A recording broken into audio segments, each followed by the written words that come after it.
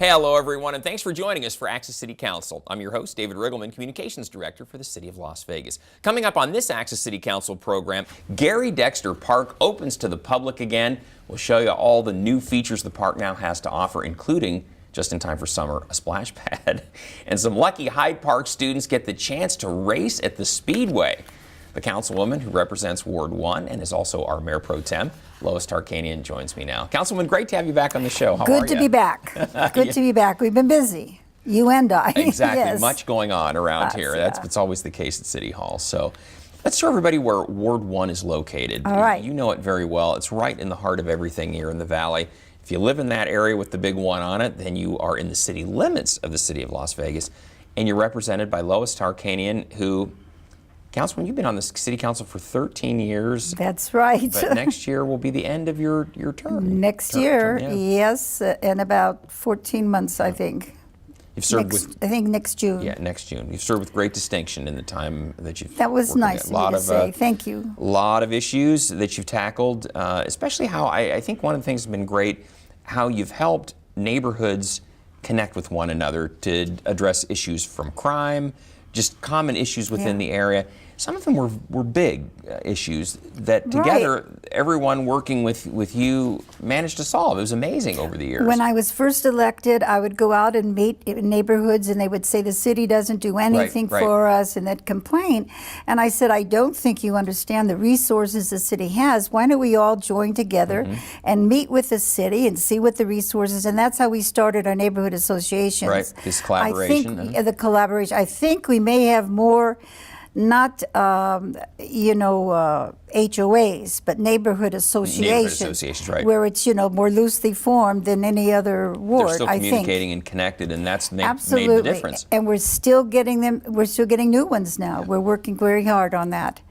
I tell them that can't do it by yourself. Can't do it with the businesses. City can't do it by themselves. We have to do it together, and they've been very good. Yeah. Well, one of the things that you've worked together with the neighbors and the city as well, all the staff, Dexter Park. I know we want to talk about this right off the bat. That park, I didn't realize, was 53 years old. Yes, it is. And it needed some work. It needed quite a bit of work. It did. Needed quite a bit of work. People don't understand. We have a lot of newer parks that have come, and they're big and they're beautiful.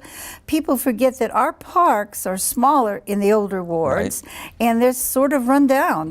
We've had benches with pieces of sticks sticking out and things like that, and maintenance has done a good job, but we still have to do more. So this was to a point where we needed to renovate. Well, we did. 53 years is a long time, that's a long over time. half a century. Right. And on Saturday, the 24th of March, you were out there to rededicate the park. After the renovation. There you are. Out there with Alan Pavelka from our City Public Works Department. Yes, and Alan did a magnificent job, and I told everybody there that the reason why this park turned out so good is because Alan and all the others from Public Works, for everything, all those that worked on it did it with their heart. They wanted it to be the best it could. That's the new splash pad. That's a new splash pad. Didn't have that renovated play area. And I believe that's showing our basketball courts. And this is our expanded and fixed up. And you know how great our city is? I tell Jorge Cervantes, I read in some government magazine how they had new things for dogs and dog parks, new things for the run through, climb through. And he thought the idea was really great. Well, some of those are right here in this park. That's awesome. Councilman, we'll run through this list. This is really great. This was an extensive makeover of the park. Right. Splash pad added, we talked about that.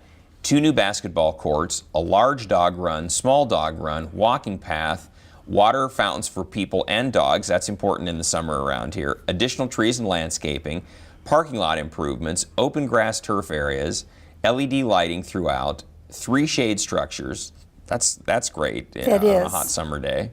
4 exercise stations, picnic tables and barbecues, new irrigation throughout the park, and repairs to the baseball field and existing perimeter fencing. That's a lot of work. I know, really, basically, the only thing that's left from the first time it was built is the baseball field. And that's true. The ball field is about the only thing remaining. That's the only thing remaining. And I just think our people paid such attention to details. Please don't anybody tell me that if they have a thought on something and they give it to the city doesn't do anything. No. I mean, they told us, for example, the dogs can't drink the water because in the summer it's metal and their paws get burned. Yeah. And so we changed that. We changed we added trees. Jorge, director of a department, is out there the week before seeing where we can put some benches and trees. And it's just, I don't know if people appreciate how hard our people work and how much they care. Anybody can say, oh, you're the job, but to do it the best you can and take that extra step, that's love for the community. Absolutely. Well, congratulations, Councilwoman. I know that's a big feather in your cap to get that done. I know a big thing to check off your list. Check it off. It's off the list now, yeah. You've been pushing that. Well, congratulations. For those that don't know, the park, Gary Dexter Park, is located in the 5800 block of Trent Avenue, if you're ever out there trying to locate it. So that's right, it's basically Upland and Trent, yeah. Yeah, Upland and Trent, exactly. So congratulations, you got to go check out the new park. Now the one thing I emphasized, it's their neighborhood park. Taxpayer dollars help pay for that park. They have to help police it. Take care of it. Take care of it. Great they advice. Have to, yes. That's right. It's not just the city's park, it's their park. Absolutely. Yeah, exactly. Absolutely. Exactly. Good point. Good point. Councilwoman, happy to talk about this too. On March 15th, named a new street after Luke Werner, a guy known as Mr. Charger over the years. Yes. You've got a connection to Clark High, a good one. Tell us who Luke was and why the street was named after him. Well, Luke was a guy who had some special needs. And Luke went to Clark and he made sure that after he left Clark, he stayed at Clark. Mm-hmm. And he would be there every day to help anyone who needed help. It didn't matter who it was. Now here you see, these are the people, the dedication. bands. Wow, look at this. It was a great dedication. That's him on the left as a young man. That's him on the right. Yes. Now Luke passed away last year, I think. Yes, here within the last few years. There he is hugging one of the students. Yes. He was a fixture there. He was a fixture and a motivational fixture, someone who was there to help them get better. And they knew he cared. They knew he'd help them in any way they could. So they named him Mr. Charger. Yeah. He's Mr. Charger. So they came to us, and it turned out great that they had a piece of road next to the ballpark that didn't have anybody's address on it. So we were able to change it to Luke Werner without a big problem, and everybody felt happy. And you know, I'm glad that the city doesn't change the names of its parks. Some people do, you know, or the names of a school or something. I'm glad we keep the names of those who did that work, and I hope we continue. Well, he was a fixture, Councilwoman, when he was, toward the end of his life, he was battling some health issues. Absolutely. And I noticed that former students, including Jimmy Kimmel, of Jimmy Kimmel fame, had a campaign to help raise money for him. Raise money for him, yes, he did. So he was somebody who the kids identified recently and going back, you know, many, many years. Many years. I don't know how old Jimmy is, but many years, yeah. And he was their friend. I can only say he was their friend, and he was a Charger. He was there all the time for them, anything he could do. Yeah, he passed away. He was a great man. 58 years old or so when he passed away, but still obviously not forgotten, and won't be now that there's a street named after him as well. No, won't be forgotten, and it runs right parallel to a lot of places where he helped work out with the teams. That's great. So it's wonderful. Well, good for you. I know you had a hand in that as well. So well, they thought of the idea at Clark, so you made it happen. My staff and I worked on that. Very good. Councilwoman, we talked about this at the top of the show. These Hyde Park, Clark, really some of the smartest kids throughout the valley go to those two schools. They started at Hyde Park and ended up over at Clark then. But the Hyde Park kids, there was a program where about 500 of them were interested in being part of this whole NASCAR weekend. They had an opportunity. 50 of them were selected because of their academics. They had to basically, build a car or something to that effect, design a car, build a car, and then out of that, 50 kids were selected to actually go to the NASCAR race, be in the pit area, and be right there. They had to design, they had to build, and they had to race a car. Wow. Wow. And then 50 were selected to attend the race, and they had a great time. Hyde Park, and I'm also proud of the work we've helped with Hyde Park. They are a great school, as is Clark. and it's a feeder school for Clark. Right. It's Hyde Park is a middle school. That's right. There's Robin Monet. From your staff, yeah. From my staff. There they are in pit row. There they are in pit row, yeah. Jeez. So it's one of those things, and that's a great, you've always talked about this, Councilwoman, it's a great motivator for the kids to do something fun like that to help them to learn and how they can apply the learning through the fun. And you learn by doing. And if you make a mistake while doing, you don't count it as a mistake. It's something to help you learn how to do it better. Right. That's all it is. So what Thomas Edison said, I haven't failed, I just learned that this isn't going to work and I'll go on to the next thing. That's exactly right. Yep. Well, that's awesome. Well, congratulations, kids. I'd like to go hang out in the pit row out there. I'll have to build a car and all that stuff. For 6 years, they're going to do that. That race is going to take, so maybe you could sneak in next year. So I'll talk to Robin about that. Maybe she can help me out. So sounds good. And then, Councilwoman, I know near and dear program to us here at the City of Las Vegas, there are the specialty courts that we have in our municipal court.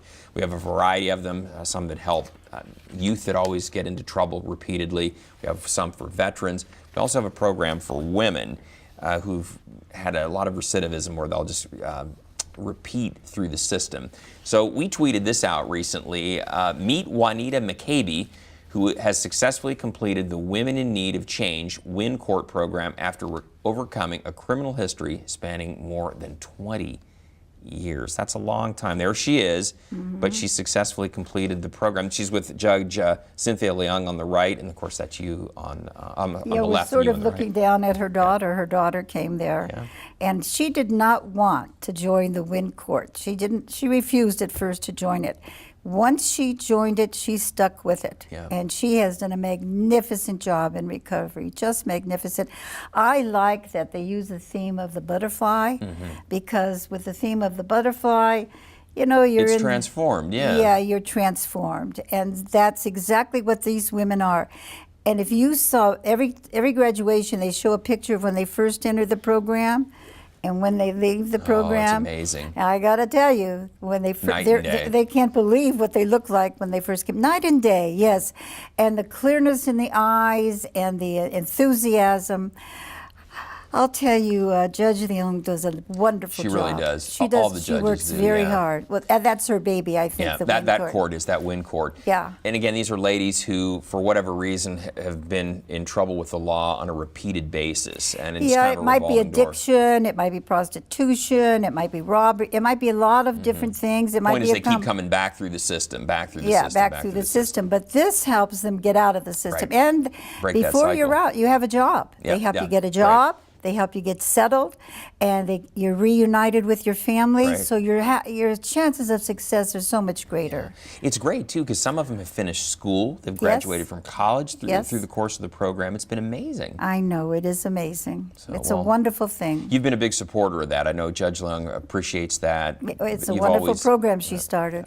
So, well, congratulations to Juanita. We wish you the very best, and to all the others in the program. And her little daughter. Hang in there, exactly. Hang in there. You'll get there too, just like Juanita did. So, Councilwoman, tell us about Vets for Action. Now, this is a location out on West Charleston, 6671 West Charleston. Now, this is a location, and I know you and Councilman Soroka very interested in issues that help veterans or opportunities to help veterans, and that's what this was all about today, right? I even dressed in red, white, and blue for that. Yeah, I see that. And the veterans, I come from a veteran family. My dad was in the service.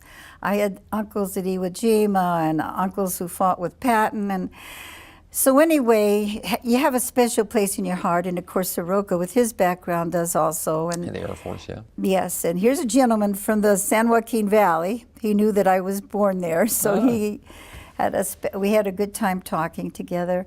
But what they try and do is, if a veteran has problems, they call them and they try and help them work through the problems. If it's housing, if it's food, whatever it is, that's what they do. They're not a large group, but they're a very personal, hands-on group. And that's what they're doing.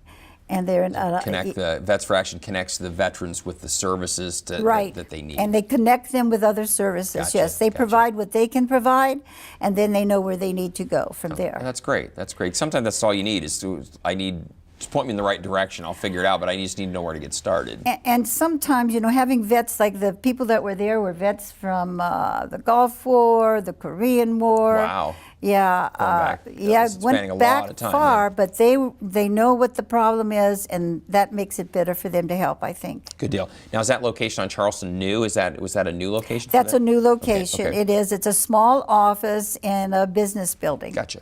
All right. West Charleston, 6671 West Charleston. So if you're a vet in need, that's where Vets for Action is located. That's right. All right. Councilwoman, also too, recently held a news conference talk about marijuana and the allocation of the funds and what are we going to do with the money. That's been the thing. I think a lot of governments have said, you know, one of the reasons we've legalized this in Nevada, recreational and medical, is one, people are using it one way or the other, and two, we can regulate it, we can make sure it's safe, and we can also tax it and use that revenue to put into whatever programs that we feel are necessary. I go to meetings at the school board now, and I see custodians and food servers and bus drivers that are losing their jobs because they don't have enough money to keep them on. Mm-hmm. I was at one before Christmas, and 4 of the individuals that spoke there lost their jobs just before Christmas. These are not rich families. These are, you know, month-to-month living families. And then you go into the classrooms and you see substitutes that have had very little training or experience, who aren't there just as a substitute a day or 2 or a week, who are there for months, who take the place of the teachers. So we need to have that money now. So my question was, we said we were going to have marijuana, and it was going to be recreational, and the money was going to go to education. The first monies were supposed to go pay the state for what it cost them to set it up. The second monies were supposed to go to the local governments to help reimburse them for setting it up. Right. The third was to have it go to education. Well, something happened in the last 2 days of the legislature, so we're not even quite sure where it's going. It may be going into that rainy day fund. I've always regarded rainy day funds as a deep, dark cellar where you don't know where it's really going to end up going. Right, and sure. Sometimes it ends up going someplace you never are made aware of. Right. So I was like the lady with, you know, the commercial, where's the beef? I was saying, where's the money? Where's the money? And where's it going, right? Where's it going? Yeah. Because we know now it's bringing in millions a month. It's not that it's going to all of a sudden falter on us. And if we wait, their families are disintegrating. The kids are losing some more time. They've lost enough time already. Yeah. So that was the point in all this was, let's make sure that this revenue that we're getting, this tax money that we're getting from marijuana sales here in Nevada, is going to go into education primarily. That's right. Okay. Primarily. Right. That was it, because you get a little worried sometimes with bureaucracies. All right. All yeah. right. We'll see where it goes. So you've called attention to it here. So we want to call attention to it, and then if there's anybody that has suggestions or ideas. But David, I also feel that the citizens of Southern Nevada have got to speak up more. You know, the majority of that money came from Southern Nevada. Sure.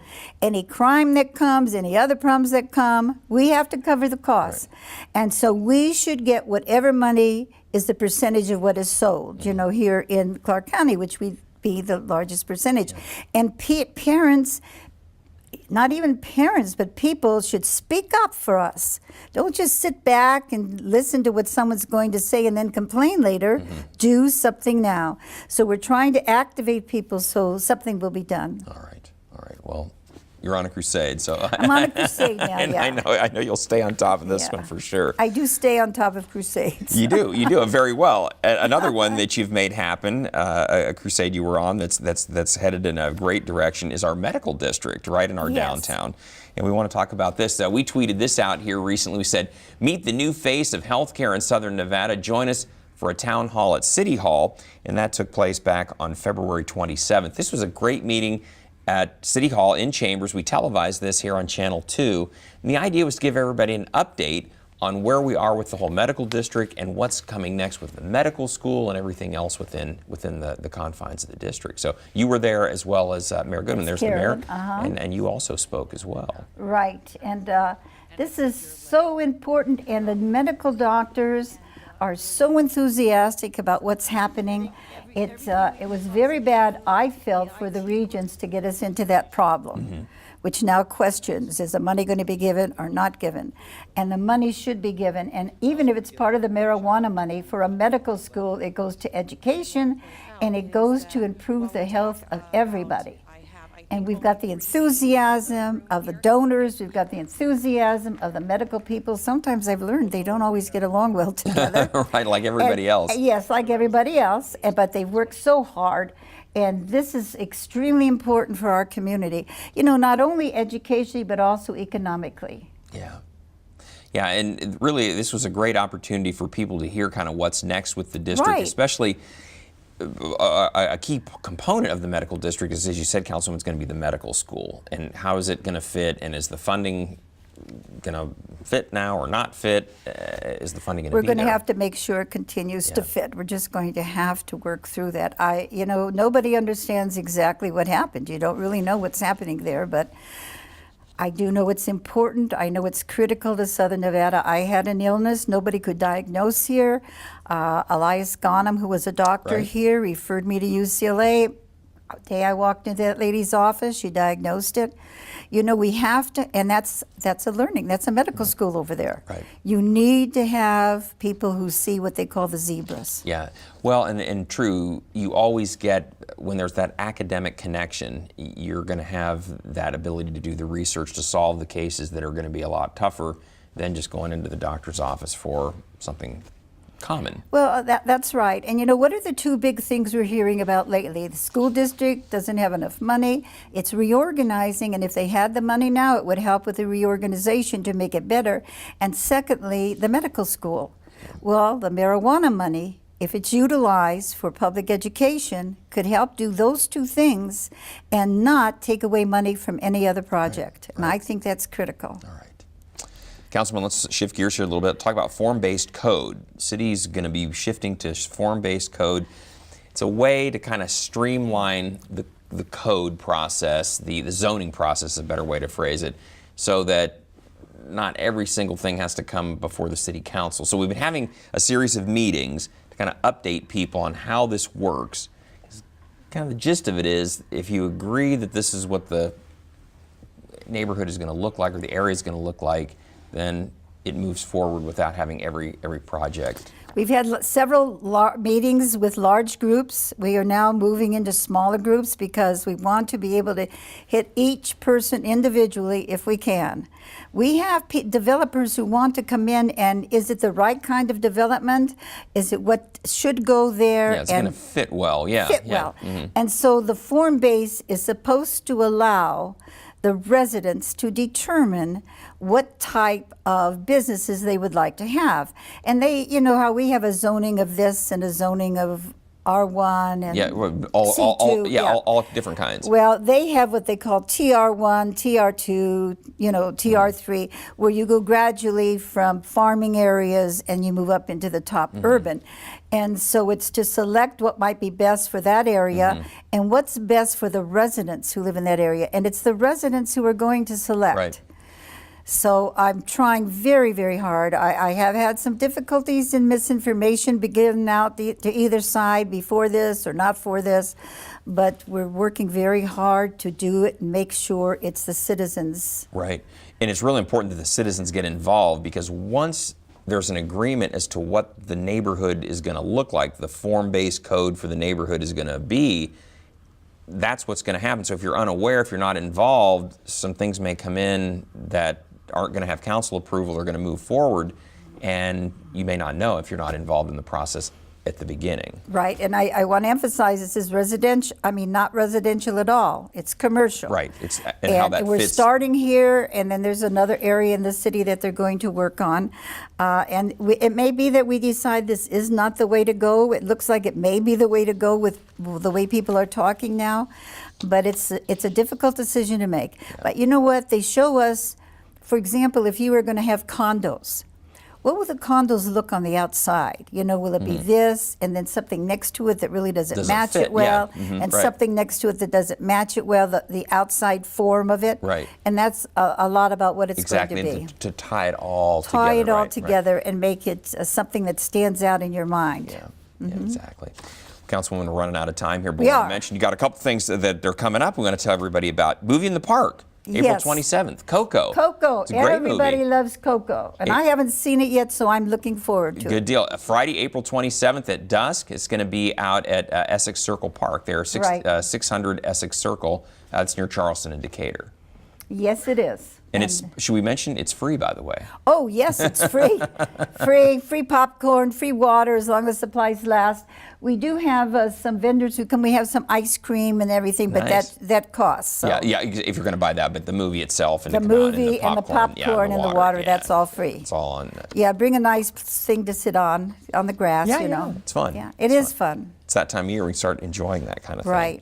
Right. Speaking of which, Councilwoman, also on April 19th, the first Safe Summer Nights. It's that time. We're talking about summer already again. I know it. It's the first installment of Safe Summer Nights. This is going to be Thursday, April 19th from 5 to 7 out at Red Rock Elementary School. We always have a big crowd there. I hope we have one again this year. Lots of different things to do, lots of different things to see. Red Rock Elementary District puts it all out. Yeah, and a safe environment for kids That's and right. their families to come out, have a good time, and do it in a Absolutely. place that they're not going to have to worry about getting into any Absolutely. difficulty with no anyone. difficulty. So, yeah. So. And they have things inside the classrooms and they have outside in the field. Yeah, it's fun. It's fun. So that'll be April 19th. And then, yeah, summer's like right next door then. That's right. Well, Councilwoman, great job. We're about out of time, but we want to tell everybody out there, hey, we always want to hear from you. So if you have something you'd like to share with Councilwoman and Mayor Pro Tem Tarkanian, you can find her on Facebook. And if you leave a comment, we may use your post on a next show. And you can also pick up the phone and contact the Councilwoman, 702-229-6405, or send her an email. Her address is ltarkanian@lasvegasnevada.gov. She and her team will get back to you. They always do. They always do. Sometimes it takes a little while, but we do get back. No, you guys are very responsive. You always have a lot of issues to deal with, and you always get back to everybody and take care. You got a good team, so. Good team. Very good team. Well, Councilwoman, super job today. I'll have you back in 6 weeks with another update from Ward 1, and we'll be in, well, into the warm weather. Next time you're on the show, and we're going to be into the warm weather for sure. We will so, be. yeah. We will be. But we'll have lots of things then, too. And lots to talk about, Yeah. too. Great job. See you next time around. Thank you, David. And we want to thank you for joining us for this edition of Access City Council. Don't miss our next show beginning on April 5th with Councilman Bob Coffin. And don't forget, you can watch us live on the internet at kclv.tv. Thanks for watching, everyone. We'll see you next time around.